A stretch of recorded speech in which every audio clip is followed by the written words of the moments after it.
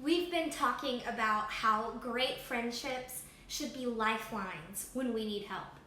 Just like a safety net around a trampoline, great friends should be there when you bounce, when you fall, when you can't get back on your feet, and when you need someone to laugh or even cry with. But there are going to be times when you feel like you're jumping with no net, with no group of friends to keep you safe and secure.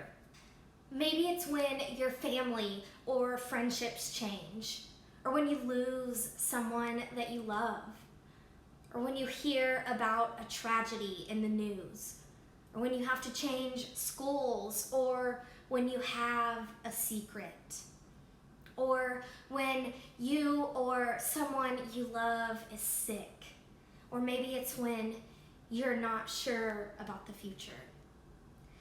There are times when you're going to feel alone, and that can be really scary. Jesus was no stranger to loneliness, but he was no stranger to great friends either. In this series, we're looking at 4 times that Jesus was a friend to someone who needed him. Then we're talking about what we can learn from Jesus's example. Not only did Jesus show us how to be a lifeline for others, but his friends showed us how they learned from Jesus's example and returned that favor to each other. This is John chapter 11, verses 1 through 16. Now a man named Lazarus was sick. He was from Bethany, the village of Mary and her sister Martha. This Mary, whose brother Lazarus now lay sick, was the same one who poured perfume on the Lord and wiped his feet with her hair. So the sisters sent word to Jesus, "Lord, the one you love is sick." When he heard this, Jesus said, "This sickness will not end in death. No, it is for God's glory, so that God's Son may be glorified through it." Now Jesus loved Martha and her sister Lazarus, so when he heard that Lazarus was sick, he stayed there 2 more days. And then he said to his disciples, "Let's go back to Judea." "But Rabbi," they said, "a short while ago, the Jews there tried to stone you, and yet you're going back?"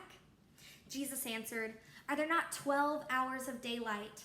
Anyone who walks in the daytime will not stumble, for they see by this world's light. It is when a person walks at night that they stumble, for they have no light." After this, he said, "Our friend Lazarus has fallen asleep, but I am going there to wake him up." His disciples replied, "Lord, if he sleeps, he will get better." Jesus had been speaking of his death, but his disciples thought he meant natural sleep. So then he told them plainly, "Lazarus is dead, and for your sake, I'm glad I was not there, so that you may believe, but let us go to him." Then Thomas said to the rest of the disciples, "Let us go, that we may die with him." So clearly there is a crisis. Lazarus, a really good friend that Jesus loves, has died.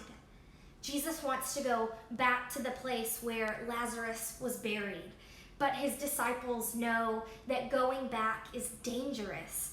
The Jews in Judea, confused about who Jesus was, were convinced that he posed a threat to their positions in leadership. They had already tried to murder Jesus last time that he was there. Not wanting to be killed, the disciples say to Jesus, "Jesus, don't you remember why we don't hang out in Judea?" And of course, Jesus knew Judea wasn't safe. I mean, he's God. Nothing slips his mind. But Jesus had more important things to worry about than physical safety. He was worried about his friends. Mary and Martha and the rest of Jesus' friends were facing a loss, and Jesus wanted them to be together. He wanted to show his friends how things go when they stick together. One of Jesus' disciples, Thomas, said, "Let's go. If we die, we will die together." Now, I don't necessarily recommend following your friends to certain death, but Jesus and Thomas show us something really important about friendship in this story. When you stick together, you feel less alone.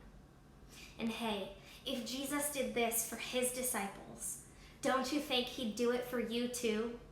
If Jesus shows us that he will never leave his friends all alone, don't you think the same is true for you too?